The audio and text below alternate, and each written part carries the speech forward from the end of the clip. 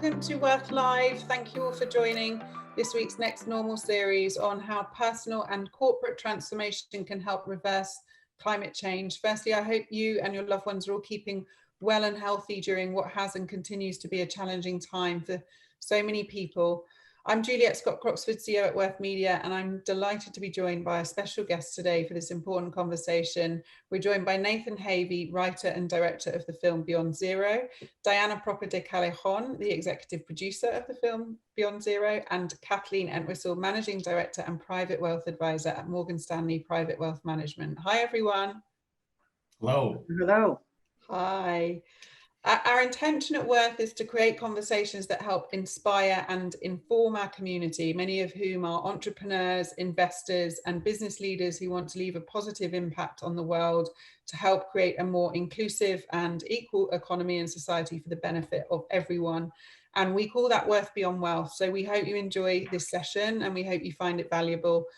Forward thinking is really the essence of this series, The Next Normal, where Worth is looking ahead to what the world looks like in this new environment that we're now living in. And for this session, we're looking at what it would take to transform ourselves and our businesses so as to make a better planet for us all. This is the crux of Beyond Zero. It's a documentary focused on what it would take to inspire business leaders to implement practices that can help put a stop to climate change. And it's an incredible story focused on Ray Anderson, who was really a pioneer way beyond his time. So we're thrilled to be joined by the makers of the film, Nathan Havey and Diana Proper Callejon, along with Kathleen Entwistle, to discuss why this story is so imperative now and how businesses can make that switch to sustainability. So a few housekeeping rules before we get started. You'll all be familiar with this by now. We really welcome questions and comments from the audience. If you just set your chat to all panelists and attendees, and we'll see those comments come through, and we'll have time for questions, and we can weave those into the conversation, or I can unmute you and you can ask the question directly to the speakers. So let's get started. How personal and corporate transformation can help reverse climate change. Firstly, I'd like to start with some intros, check in how you're all doing personally, and I'd love to hear just before we start about your background and how you became involved in what you're now doing. Nathan, let's start with you. Sure. Well, thank you very much for having me, first of all, and for hosting this important conversation. Really looking forward to it. And thanks also to the attendees that are taking your time to be here. My background is I was in politics for a while as a staffer for a member of Congress in the U.S. House of Representatives, and got a good look at the way that change happens in that venue, and found pretty quickly that I don't have the patience for it. So got out of there and was sort of looking for what a different way forward might be to very much what you said, Juliet, in terms of the purpose of Worth right now is creating a more inclusive and equal society all around the world. And I actually encountered Ray Anderson's book, Confessions of a Radical Industrialist, in 2010. And was fascinated by the story then, but the thing that really grabbed me about it was Ray's assertion, and this actually comes from Paul Hawken, that business in many cases is the source of some of the trouble that we have in making more progress in our society on those grounds, but it also must be the driver of the solution. And so it got me interested in business as a driver and as a lever for change. And I started working there in any way that I could. I found myself doing consulting, helping other companies to understand this conversation and start to drive change internally. And in the process of doing that, I get to meet a lot of great people that were part of many stories like the Interface story, and including some of the folks from Interface. And as I learned more and more about what actually was underneath the story, that was how I became interested in trying to tell this story in different ways. And it started in corporate trainings, and then I realized, you know what, this is a movie.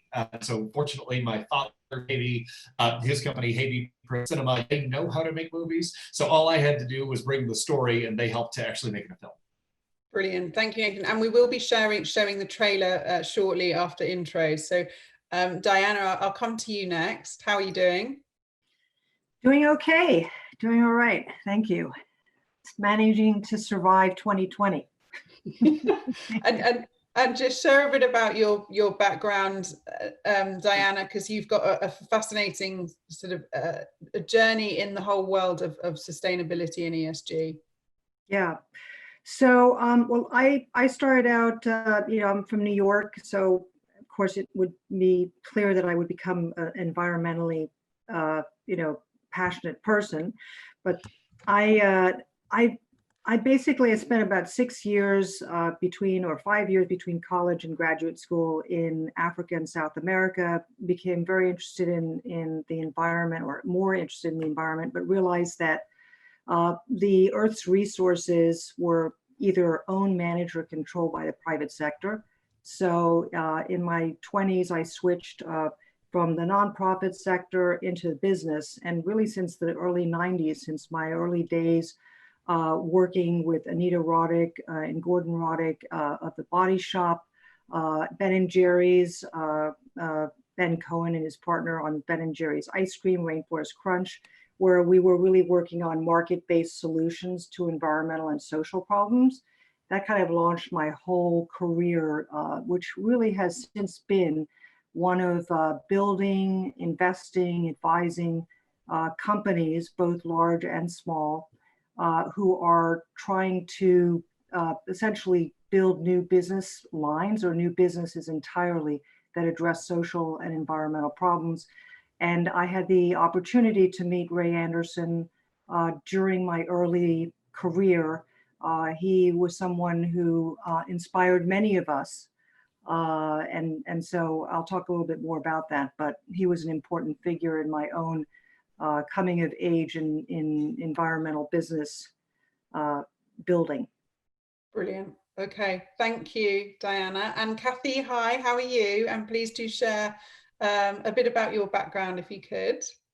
So from a perspective of, I help clients with their full wealth management picture, from financial planning to guiding them through investing and making, sharing investment ideas with them, and the environmental, social governance, the entire impact investing area is such an important area.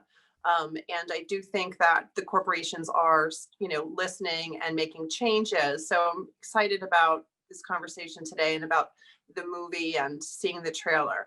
I would say that I'm doing well. It's an interesting concept, 2020, and we're all surviving. I do find that there's times, right, where we all just kind of think like, what is really happening here? So I believe next year, or we're gonna have that PSTD, right, the post or the PTSD, the post-traumatic syndrome after this is over, because we've all had to do a lot of adjusting. But I think just balance and doing all the right things, and getting out and walking the earth and appreciating the earth, I think is very balancing for so many people. And I think this conversation today ties right into that. I couldn't agree with you more. And I've started doing a morning walk, actually. It's a good one to start the day with. So let's roll the trailer before we get into a bit more on the film. One of the biggest misconceptions is that Ray was the lone leader, and by being the founder and CEO, he could just edict the transformation and it would happen. But that's just not how you change $1 billion organization.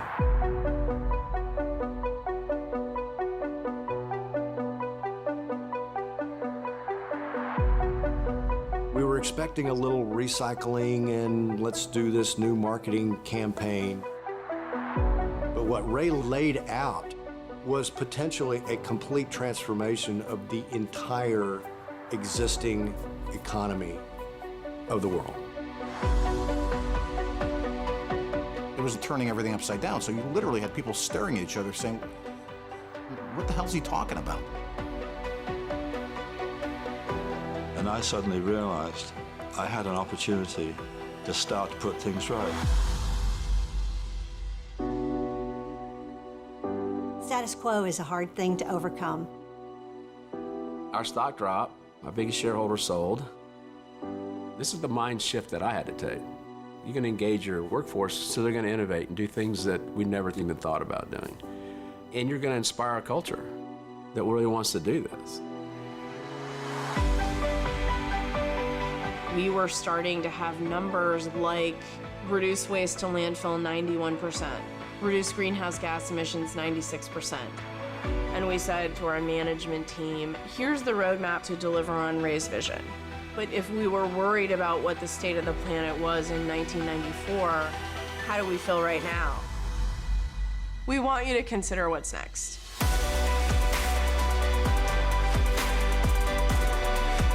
You've got to do crappy things to make money sometimes. That's what Ray was also challenging.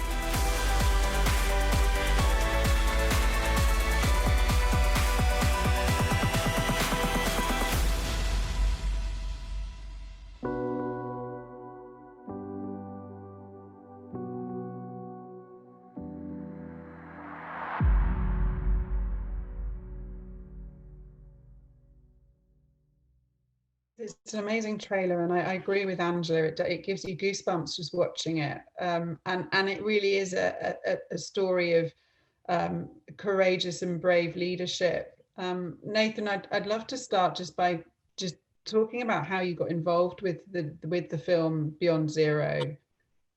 Sure. The origin of this is actually a storytelling series that my team and I used to do in cities around the country. We were going to do an event in Atlanta, and after having read Ray's book, The Confessions of a Radical Industrialist, I said, if there's any way we could get somebody from Interface to tell their story, I just think it would be amazing. And we ended up putting a request, I think, just through their PR office, and they thought that Erin Mizan would be the right person to tell the story. And so she and I had a phone call. I remember exactly where I was. I was sitting in the parking lot of a casino in northern Michigan, where I had just been doing a business training. I got on the phone with Erin for the first time, and she agreed to do the story. And in working with her on the story that she was going to tell, it was my first experience with the sort of the update on what happened after Ray's book. And it blew my mind. And so Erin took the stage that night. The film of that is actually in the movie. There is a moment where Erin, her first time on camera, is speaking at an event. That is that event. And then the next year, on sort of further investigation of Interface, I got to meet Jim Hartzfeld, who was he was the person that convened that very first meeting on August 31st, 1994, where Ray gave what is now the legendary call to action for Interface.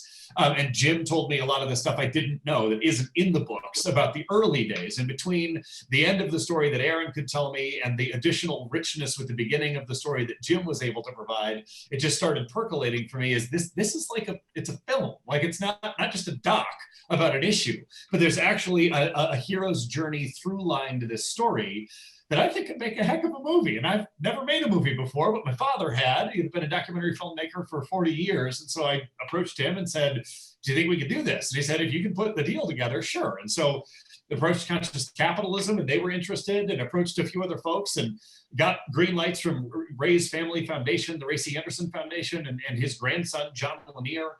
And then it was time to see if we could raise some money, and approached a couple of the CEOs that I'd worked with in a consulting capacity for a long time. And they said, we'll give you some seed money to get started. And so from there, it was like, okay, this could be a thing. And here it is now. You know, it's just as COVID was shutting everything down, we were doing our test screenings for this. And now it has been in 3 different film festivals. We're in line for 12 more, and we're hoping that this film can get out there. But for now, it seems that this is it's a story that's resonating. And it's not only been in 3 different film festivals so far, it's won the People's Choice Award at the Denver Film Festival and the Best Story at the Boston Film Festival. So that's correct. Congratulations. And Diana, how did you get involved? Like, what was the first meeting with Nathan, and why is this story so important and relevant to us today? Yeah, so you know, there's a lot of serendipity in life. There was, you know, I was at a Conscious Capitalism CEO Summit, which is a gathering of business leaders who put stakeholders, you know, take a stakeholder approach to running their business. And there was a afternoon session where this guy, Nathan Havey, was going to be showing a film clip of what he was doing on, Ray Anderson. Now, Ray Anderson had been one of my heroes. So I said, okay, well, look, I'll go and sit in on this and we'll go home back to my room, make phone calls. And I sat and watched this 8-minute clip of, and I'd never seen anybody, any filmmaker actually tell an environmental story like this, right? Usually it's boring, data about what the company did, or it's a terrible scene about, scenes about environmental destruction, and you leave the film feeling so horrible. This was clearly going to be an inspirational, uplifting, call to action movie. And I went up to Nathan and I said, any help you need to finish this movie, I'm there. And I still get, like you said, goosebumps watching the trailer. And I think, to your second question, why is this important more than ever? There's lots that I could say on that. But if you look at where we are today with climate change, the scientists agree that if we actually don't cut our emissions in half by 2030 and another half, otherwise 100% emissions, going to zero emissions by 2050, we will not stay within that 2 degrees average temperature, raise that we need to stay below. And we need businesses to step up. They are stepping up, and I'll talk more about that later. But Ray basically in 1995 just knew he had to act. He didn't know how he was going to act. He didn't know what to do. He took a courageous leap of faith, knowing that ultimately he was doing the right thing and he would be on the right side of history and the right side of business.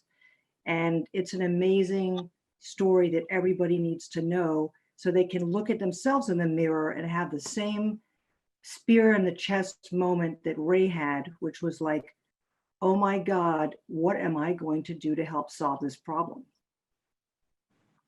It's the thing that struck me most was that it was 1995, right, when he had that moment, which is, and he sort of was a pioneer in this space, a bit like, Anita Roddick, and you mentioned her from The Body Shop earlier. Nathan, what was it about Ray's story that spoke to you so much? And Ray was the late Interface chairman and founder that we just saw it in the trailer, but what was it that sort of caught your attention on this? I think that what makes Ray Anderson special is maybe 2 things. The first is that he's an engineer by training, right? Georgia Tech, and when he got his epiphanal moment came when Jim Hartsfeld had asked him to give the environmental vision for Interface at the kickoff of a new task force. It's going to be August 31st, 1994, and Ray sort of accepted grudgingly, and then was really sweating. I do not have an environmental vision for this company. He could not get what this conversation was beyond compliance with the law. That's what environmentalism is, isn't it? And it was this what he called the propitious moment when Paul Hawken's book arrives on his desk and he reads The Ecology of Commerce. And in it, Hawken lays out this devastating case that all of Earth's life support systems are in decline, and that business is chiefly responsible for that degradation. And as an engineer, Ray's brain there's no politics in it. It just, from the systems level, he got the truth of the argument and said, holy smokes, I am a plunderer of the earth. And that was the moment that he calls his spear in the chest moment. In the film, we have him talking about, reading till midnight that night and really wondering, if this is so, then the only acceptable solution, unless we're going to give up on our capitalist world structure here and go back to a pre-industrial revolution kind of a society, if we're not going to do that, then the only possible solution is for us to figure out how to innovate our business such that we can both have a profitable business model and do that in accordance with natural laws. And in his engineer's mind, he got what a massive, towering enterprise that would be to undertake, but he also saw that it was 100% necessary, that there was no two ways about it. And he had the courage of conviction to see, I get it, this is what we must do, because there is no alternative. And Paul Hawken speaks in these terms as well. There is no other conversation that we need to be having in business right now. There's a lot of nuance to this. It ain't easy, but putting the stake in the ground that this is where we must get. And so for me, that kind of like, it's that simple. We've got to do it. Now how?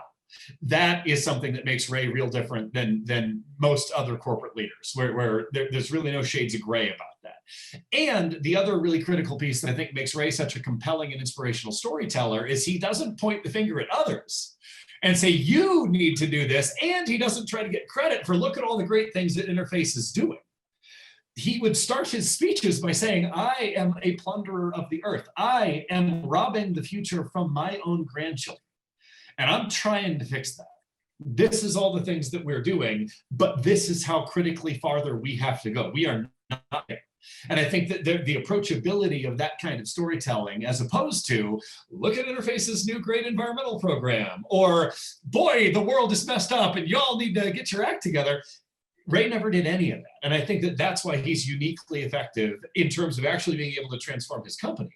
And this story is uniquely powerful because it really embodies the way that we need to go about this, is owning our own complicity in this, and then having that kind of audacity to make a commitment that it's kind of an impossible thing now, but it will become possible if we can galvanize the effort to make it happen. And because it's a story about transformation at such a macro level, as well as sort of business corporate culture, but he really did like walk the walk as well as talk the talk. And I just think for leaders out there, it's such an inspiring, he set such an inspiring example, I think, of how you can take purpose but also lead your business through that as well.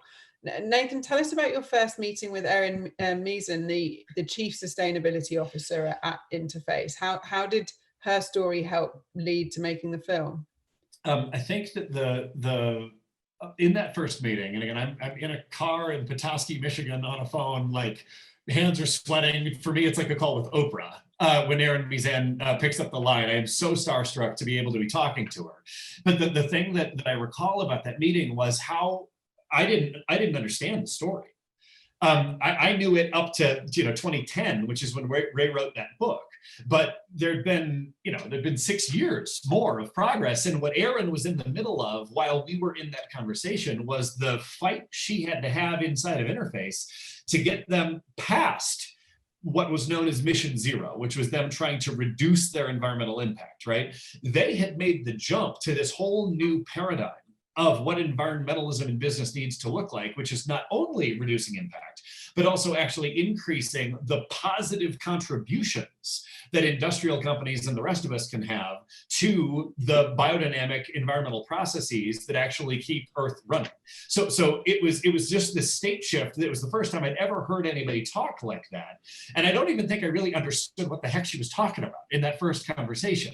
But as I came to understand what climate takeback is and what biomimicry is and how all that stuff works, it opened up this entire new aspect of the conversation around environmentalism in business that is absolutely as essential as reducing impact, but it's still totally on the cutting edge. And I think that most folks in environmental business circles still are only having the one conversation, and they haven't yet considered the other. And it's the other reason I thought this film was important to make now, was that it really helps to open people's minds to the other side of that coin. You can't do one without the other. But that was the thing that in that first conversation with Erin Meason, I said, if she's right about this, this is just as game-changing as what Ray Anderson started in 1994. And we've got to get this part of the story out there. Yeah, and thanks to some of the comments coming through. Ben Hogan said Ray taking full responsibility was a great point and totally different from what you typically see. And Angela, hi Angela, she said, what I love about Ray's leadership style is that he didn't tell and then sell and then yell. He created a movement by asking effectively, what if? Well said. That's great. Yeah. Kathy and Diana, I'm curious in terms of the work that you do and the clients that you work with, how are these conversations happening now around sustainability and ESG, and are you seeing shifts in how businesses are thinking about this? Diana, do you want to go first? Yeah, sure. Well, I'll tie that into how prescient Ray Anderson was, because if you think about some of the main trends today that we're seeing in business and the businesses that we work with, one of the big trends that is here to stay and is really going to define business over the next 20, 30 years is this concept of net zero. You're seeing companies like AT&T, Walmart, Microsoft, Amazon, Google, all committing to at least by 2050, if not sooner, to being net zero, not just in their own operations, but across their supply chain, to be net zero from a climate perspective. Okay, so, Ray and Interface got on that train way early. It is now almost a given that is because the science is telling us we got to get net zero by 2050. So now companies are embracing science-based target and figuring out how are they going to get there. The second thing that was really, really amazing about Ray, which has become now a trend, it is going to replace the word sustainability, is this whole concept of regenerative. So his words in the film were, we need to become a sustainable and restorative enterprise. He already knew in the mid-90s that it wasn't going to be good enough to be less bad. One actually had to be better. We had to take carbon back, not just go to zero, which is what Interface is doing right now by using bio-based materials for their backing to sequester carbon in their carpet tiles. So that is a very big deal in terms of what Unilever is right now doing in terms of introducing the whole sustainable living plan, regenerating the Earth's resources, and using that as a whole branding of its company with its customers. And then there's one other thing which I think is absolutely critical that he introduced, which has become now mainstream, which is what is the purpose of business?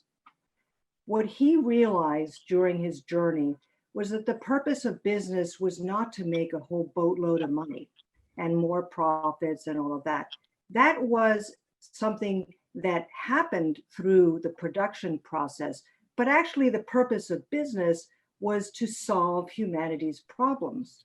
It was a higher cause. And I see what you see now with the Business Roundtable and others like BlackRock talking about the purpose. It's become maybe overused, but everybody is talking about what, stakeholders, not just shareholders. It's now becoming more du jour. But I can tell you with the millennials in the workforce, as the procurement officers, as people you need to attract into your business, this is not something anymore of like, oh, we're going to have to worry about that in 20 years. No, people want to work for companies and buy from companies who are making things that align with their values and their purpose. And we're seeing it in the companies that we own, whether it's selling furniture or whether it's selling bathtubs, wherever it is, people want to know how it was made, how are the people being treated, and what's the environmental impact of your product. Kathy, with the families that you work with and clients and entrepreneurs that you work with, how are you seeing this conversation come to light in the work that you're doing? Absolutely. And I completely agree with everything that we just heard.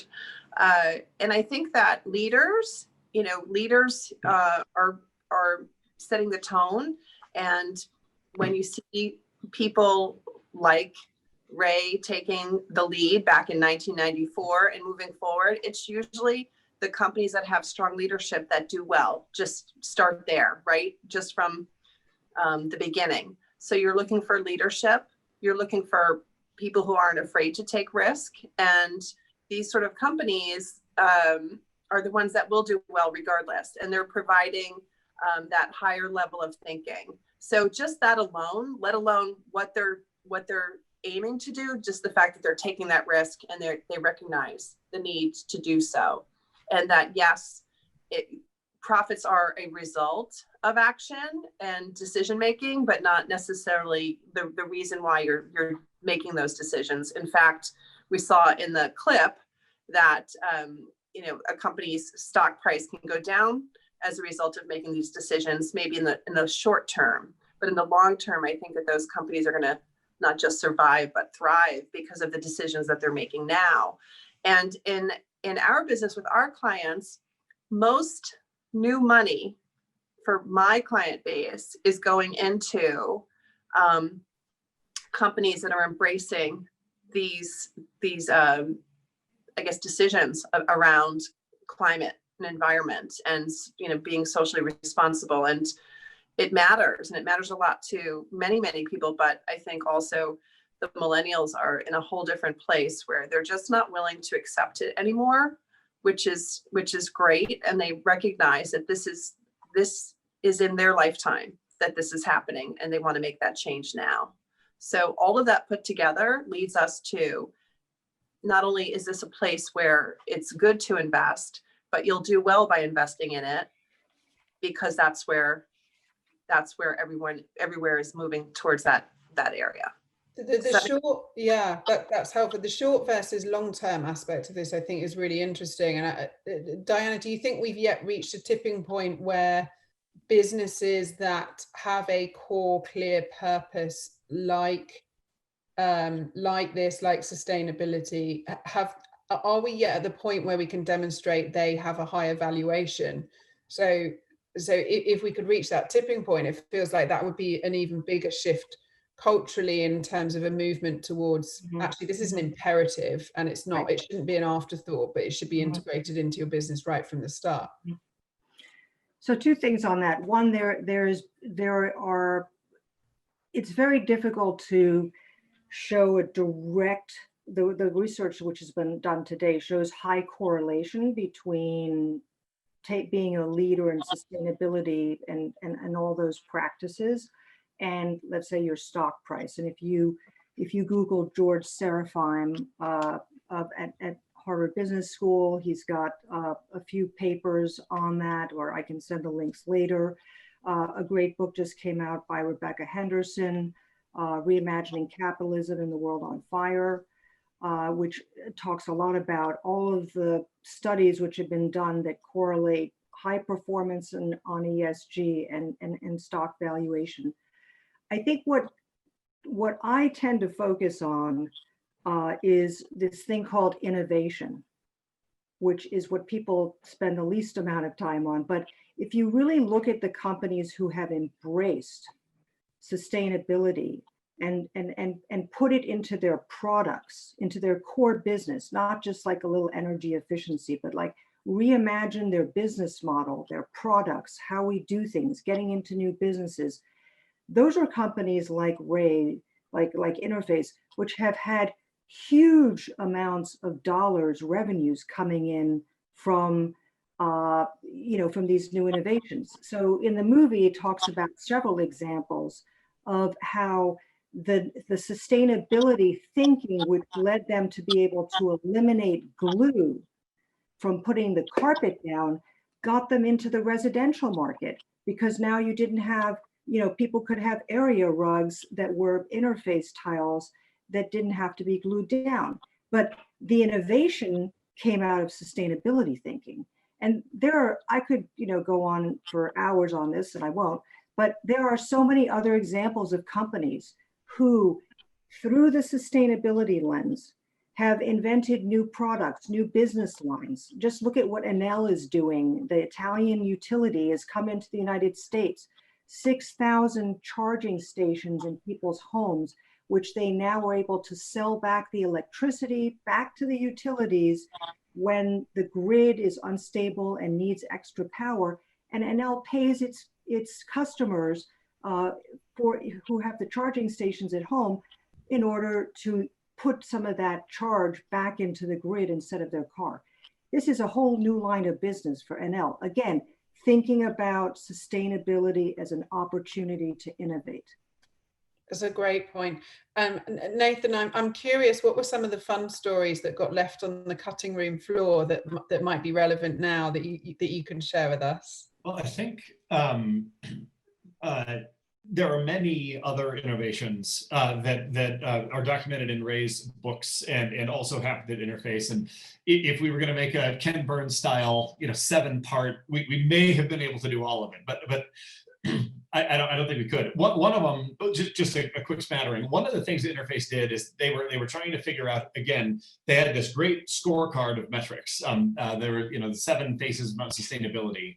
And we didn't have time to get into that nuance in the film, but there's so much there that can be instructive for how other companies can do this. And Emmy, I see your question in the chat there, and this is some of that.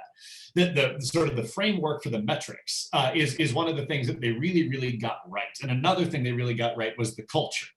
Because a lot of, if you ask Erin Mizan right now, and we didn't have time to get into this in the interview or in the film, we did get into it in the interview, she would argue that what is stopping progress at many other companies right now is not the sort of technological innovation or the understanding of what needs to happen for them to improve their environmental performance. It's the sort of the social will within the company to empower people to be entrepreneurs and drive the change. Because in one of the pieces of feedback we've gotten from many at Interface that I really value more than anything is that often this is told as a story of this incredible figure of Ray Anderson single-handedly driving change in his company. And that is to totally misunderstand what the story was. Ray gets total credit for being the visionary leader of this, but it's the people at Interface that bought in and made this a central part of what they want to do. That is the real story here. And one anecdote that is on the cutting room floor is that there's this amazing story of, I believe it was I think this is public so I can say it, but it's the CEO of Sara Lee had come into one of the Interface factories to do a training that Jim Hartsfeld and Ray and others were kind of leading as they were seeking to proselytize other corporate leaders to take on a similar commitment. And this particular CEO was not having it. Total skeptic, just was not buying anything that they were talking about here. And on a bathroom break, she went down to the factory floor. And if you go into factory floors, like in many factories, there's these lanes that you're supposed to walk in. And so she was kind of outside of that lane, and there was a forklift coming, and they got into a little bit of a conversation. And she asked this forklift driver, what do you do here? And he says, well, ma'am, I come here to save the world. And she said, what? Really? And she just kept talking with him. And the amount of conviction that this person had about the context of his work and what it meant to be driving this forklift with a giant roll of carpet on it was profound for her. And he ended up cutting off the conversation, so goes the story, saying, I'm sorry, ma'am, I know I should probably give you the rest of my time here, but if I don't have this roll of carpet on that process in the next 30 seconds, we're going to blow our numbers for the day. I got to go. And she came back to the room totally changed about what this meant for everything, right? Because you can look at this and you can look at that a forklift driver on the factory floor is that committed to the company's mission. You find me another company that's like that, right? It may be one or two, but that is not normal. And the fact that this person was so committed to the activities that were also highly consistent with the efficient running of the business. No waste, right? That is what you want for total employee engagement and for high productivity and for great margins. The idea that there's a trade-off between the sustainability conversation and the effective functioning of a company, even in the Milton Friedman model of maximizing shareholder return, there is no trade-off. If there is, it's what Kathy was sort of saying, where there may be some short-term investment that you do for a long-term payoff. And across business, we're seeing less and less appetite for that as we become increasingly obsessed with quarterly numbers. But for the long-term successful functioning of a business, high profitability, there is no trade-off here. They're totally consistent. That's such a powerful story. Thank you. And there was a question from Ben, Nathan, about a little bit more detail on how Interface actually achieved beyond zero emissions and what was the impact around the using recycled material to make the backing, but also with the yarn as well. Just give us a bit more insight into that. Sure, and again, the way that it works, and you can Google this, it's all over the internet in terms of what the faces of Mount Sustainability were. But they had to kind of invent the framework, so it took them about a year to even understand what the different things they ought to be measuring were. And another thing that's on the cutting room floor is early in the journey, they saw carbon as a benign emission, and so they thought we don't need to worry about carbon. And then obviously, oops, that was one of the biggest impacts. And so they corrected it. But when they started in '94, they had no clue. And so they were able to kind of get this framework together. And then they just basically measured their performance in each of the categories. And all teams everywhere around the world were aligned on these are the success metrics, right? And that would be measured just as stringently. And they would be sort of like their performance reviews were almost based on that performance along with the profit numbers. And so for Interface, the way that they were able to do the culture change was, again, it wasn't top down, because a lot of this was really figured out from the bottom and with everybody kind of collaborating on this. And so for hierarchical systems that are rigidly hierarchical within different companies, that can often be an impediment to this unless you have a Ray Anderson-like figure at the top saying, we're doing this. And so for other companies, how you drive this change is a little bit different. But the way that they measured their progress was on those different faces. And so in the final scene in the movie, we're able to report like what their progress has been since technically they got their metrics framework in line in '96. So all the baselines are from '96, but it's things like 91% reduced water across, I think that's right, across all their factories. It's about 90-ish% reduced waste to landfill across all of their factories. 100% of their factory operations use renewable energy. And so again, in the film, there's a great story about Ray getting a solar array built, and over the objections of the CFO, this will never pencil. And then he was able to sell solar-made carpet to the California government in one order, paid for the whole thing. There's a story that's not in the film about them piping methane from a local landfill in a Georgia city to power one of their factories, and that solved a problem for the city of Georgia, meaning they didn't have to make another landfill for 10 more years, because if you're able to pipe methane, you're keeping it from just emitting into the atmosphere, but you're also creating a great fuel source for their factories. So as Diana was saying, when you say, we've got to do this, how do we do it? There's all of these innovations that come. And the biggest one probably was something that Interface couldn't do itself. And this is one of the big lessons in the film as well, nylon. They kept trying to use other fibers, because nylon is one of the most energy embodied materials on the planet. And that's what works in commercial carpeting. And they tried all kinds of different things. They could never make it work. And at the time they started this, it was considered an impossibility. Like a scientific impossibility to get recycled nylon, because it's a really high performance polymer and any recycled content would be seen as a contaminant. So even to get people to consider the possibility that you could get recycled nylon was a Herculean act. And what they did is they tried to leverage their purchasing power. So they went to all of their suppliers of nylon and said, we want to go this way. I know there's none of you have it now, but whoever cracks the nut on this, you're going to get the lion's share of our business. And it took a decade, but there's a little company called Aquafil in Europe that ended up being able to figure out how to do 100% recycled nylon. And at the time they made the request, Aquafil was 3% of their supply. But as soon as they cracked the nut on it, it flipped. And DuPont, that decided not to go with them and not to try for recycled nylon, went to 2% or 1% of their portfolio, and Aquafil got the change. And so for Aquafil, it was, they solved the problem. They went through the roof in terms of their thing. And then their fibers are now being used in Gucci and Prada and all kinds of other things too. And so it was Interface's request for a supplier that broke that open for the entire world. The technology now exists to do that, right? And so that's another thing that we didn't have time to really tell that whole story in the film. We mentioned it, but talk about a game-changing innovation. And so that's a look at the way it went, but I really want to underscore, this was not executive-driven initiatives, right? This was everybody in Interface looking at, Ray's thing was, how do you brighten the corner where you are? Right? And that was the watchword for the culture. So everybody looked at what they could do in their position to help to move those metrics on Mount Sustainability. It's fascinating. And do you think DuPont now would make a different decision on that or not? I can't say. I would hope so, but I can't say.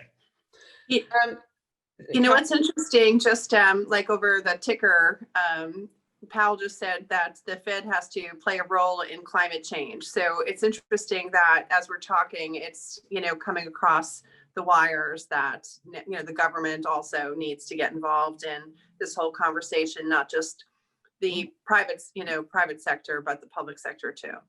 Completely agree.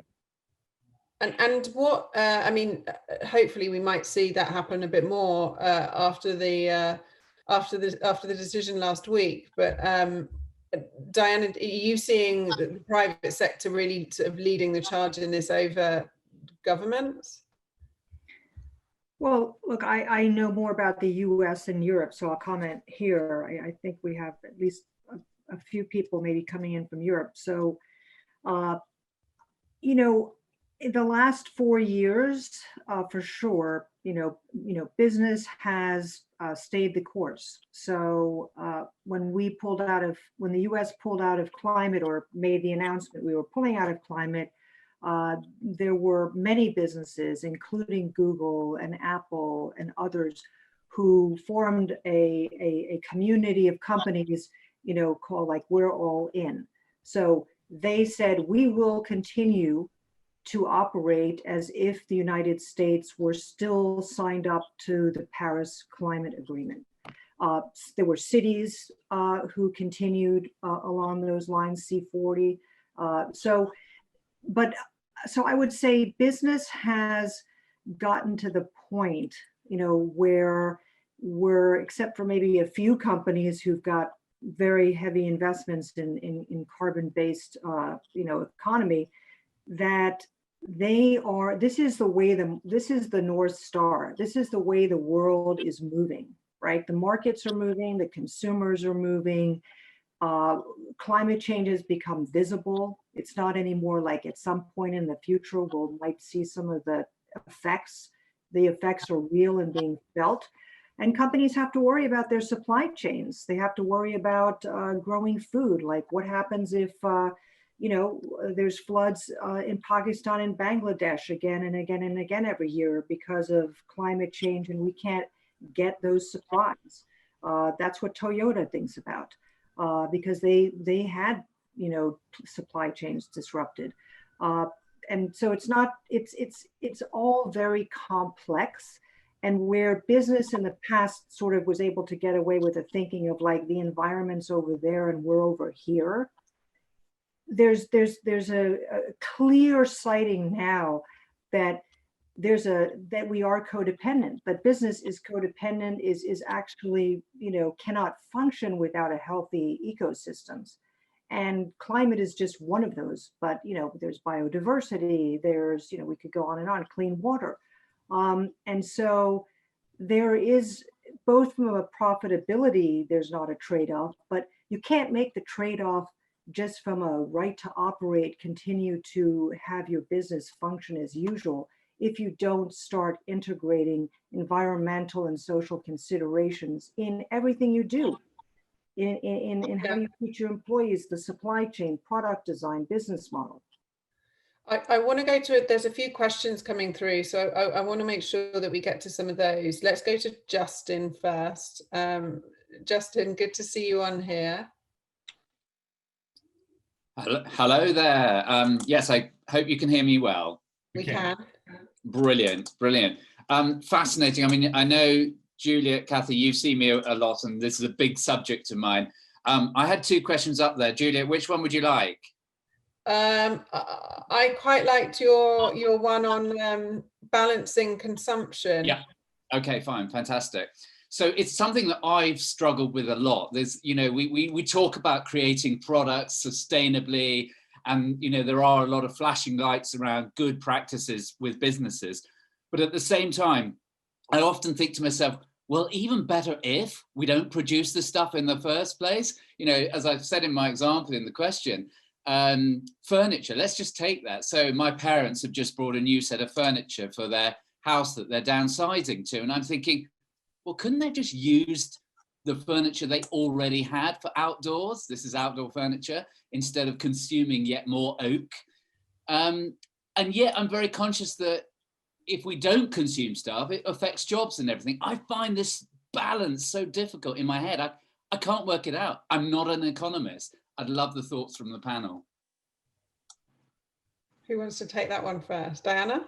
Sure. Well, look, I think that's probably the biggest white elephant in the room when it comes to our economic system, right? Because our whole way of measuring how we're doing, as well as taking care of people, is all predicated on continuous growth.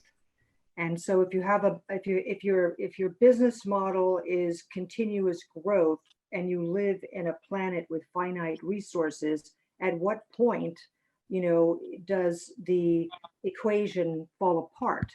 So I think we're on a journey right now, Justin, where we're going to get there. We are going to have to grapple with that. Interestingly, like 7 years ago, I was sitting at a conference for green business with someone from Johnson & Johnson, and they were having a business meeting the following week about how they were going to essentially exist in a society where they would have to sell less because of this issue. So we're all going to have to figure it out. And if you will, some of what we're doing now is maybe slowing the train down so that, we're very iterative in terms of how we think. We're an evolutionary species. We're not revolutionary. But I promise you, whether in my lifetime or not, we will have to face this reimagining capitalism on a whole nother level. And there's a bunch of people who've written about this. If you go to the capitalinstitute.org website, there's a whole resource library there of people who have, both in Europe as well as in the US, who have written about this very issue. Thank you, Ben. Nathan? Yeah, if I may, just two thoughts on that, Justin, is that Ray talked about his work as catalyzing a second industrial revolution. And what that really was for him was, in your example, if there were a way for us to take your parents' old furniture, and rather than mining or harvesting new raw materials from the earth, if that furniture itself could become closed loop and become the feedstock for additional products and all that kind of stuff with renewable energy, there is a sustainable way, in theory, for all of that to work, where it becomes kind of a cradle to cradle situation. And the real vision for Ray is that eventually they'll be taking no raw materials from the earth, because all the raw materials they would need for the continuing functioning of their business would be to harvest old carpet off of other people's floors, and in that way get the feedstock for all of their new products and like that. And so there's a design challenge in some of what you're saying that can provide a lot of the solution to that conundrum. I would suggest. I'm way out of my depth on that one, just quoting Ray. But the other thing that's kind of interesting, and I want to just come back to the title of this presentation, right, is about the personal and corporate transformation, right? Is that there's something about the story we tell ourselves about what success is in society that totally leads us to think that buying new stuff, it's almost like happiness. And there is something there. And I don't want to get totally off board here. And Emmy, this is also to your thing about where people are spending and why they'll buy this versus that.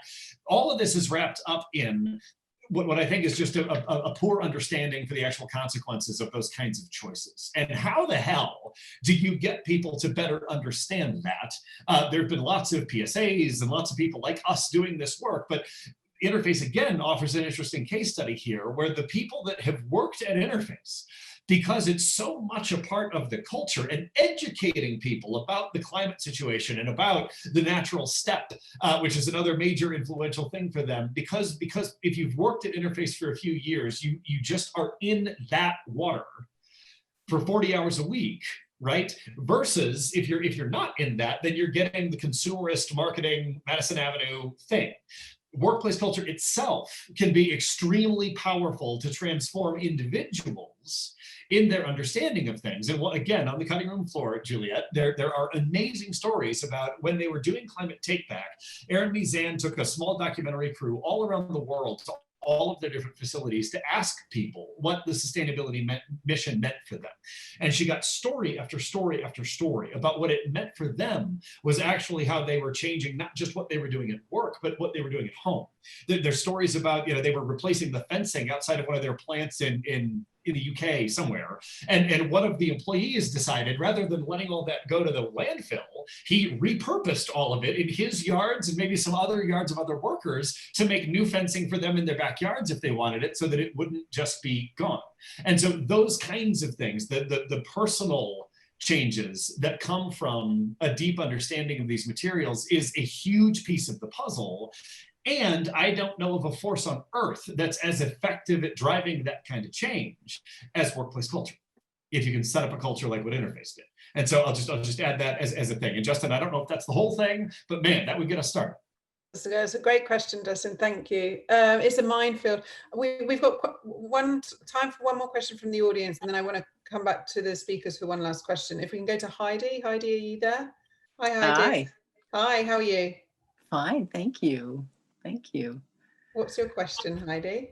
Oh, my question was, has anyone thought about creating a consortium of the dirtiest industries, like your carpet example, and get the top 3 companies of each of those industries on board in this mission and help them pressure their suppliers? Diana? Well, it's a good question. I think, we're starting to see some movement. When you say dirtiest industries, I immediately think of the oil and gas companies. So they just have to look at themselves in the mirror. So maybe not exactly the example you were thinking of, but we are starting to see the splintering, a little bit of splintering among the oil and gas companies. BP has made an announcement that they are going to be cycling down by 40% their oil and gas production over the next, I forget what the exact year is. It's obviously not next year, but that's their goal. They see the writing on the wall. They're moving into a transition period. Not ExxonMobil, not Chevron. But that's not really answering your question. I'll have to give it some more thought in terms of but there's certainly a lot of consortiums of different business, whether it's B Team or BSR, or B Corp, which are bringing together businesses to help them solve problems and work with their suppliers at the same time in order to do that. So in the last minute or so that we have left, Kathy, I'd love your thoughts on sort of 5 years from now. What do you think the future will look like in this space? Where do you hope we'll be? And then Nathan and Diana, what's the sort of one key message you hope people will take away from the film? Kathy? Juliet, I love the question, because I was just thinking basically that it's not good enough to fix what's wrong today, right? That's part of the message today. We have to think about the future and where we'll be and plan ahead and fix the future. So I think that I loved all the insight, knowledge, passion, and energy that both Diane and Nate brought to the table here today. Amazing. And then I would say, I just think we're going to be in a better place. There's not a choice. This isn't an option anymore. This is something that has to be done. And from my world, from the investment world, we're just seeing more and more opportunities to put your money in companies that are aligned with what we spoke about today. And we're going to see more and more people go not just broader, more people, but also deeper into that investment. So in 5 years, I see more positives. Thank you. And Nathan, what's the one key message you hope people take away from this? I think the key message is that Interface in 1994 was a global public company that did not care a shred for the environment. And that it is possible for a company that is like that today to transition into an Interface-like story, and that it is easier now than it has ever been for companies to do that, and every company should. And Diana? I'm going to plagiarize my comment. I'm going to take from something that Cristiana Figueres said. She was the architect of the Paris Climate Agreement. And I watched a video recently where she said, impossible is not a fact, it's an attitude. So we have the technologies, we have the intelligence, we have the resources. It's a mindset and an attitude and a will and a little imagination. And most of us have those things. So as one of the people in the film said, like, if Interface can do it, then so can we.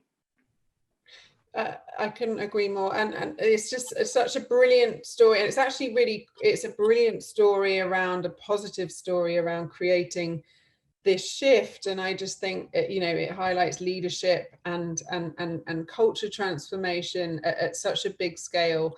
This was such a wonderful conversation. Thank you all. You can visit the beyondzero.com website. And also we have sent, for those of you that registered, we have sent you a link for a private screening of the film. We'll also be sharing more on this in our Sunday newsletter as well. But Nathan and Diana and Kathy, thank you so much for such a fascinating conversation. And thank you to Kathy for being a great partner for this series. Kathy's a private wealth advisor at Morgan Stanley. You can find her on LinkedIn as well. And most importantly, thanks to all of you. The chat was amazing and so engaging and so many great questions and such a lot of passion coming through, which is great to see. Join us again next week on Worth Live for the Next Normal series, Thursday at 12 p.m, where we'll be joined by Oliver Chen, Managing Director and Senior Research Analyst at Cowan & Company, Kathleen Entwistle, Managing Director and Private Wealth Advisor at Morgan Stanley Private Wealth Management, Adam Hant, Founder and CEO of Hanf Project, and Jim McCann, Chairman of Worth and Chairman and Founder of 1-800-Flowers, to talk about how to make the most of giving and charitable giving this holiday season. So we hope to see you there. Please do sign up for that on worth.com/events. In the meantime, stay healthy, stay safe, stay well, and be kind to yourself and others. And we'll see you next week. Thank you, everyone.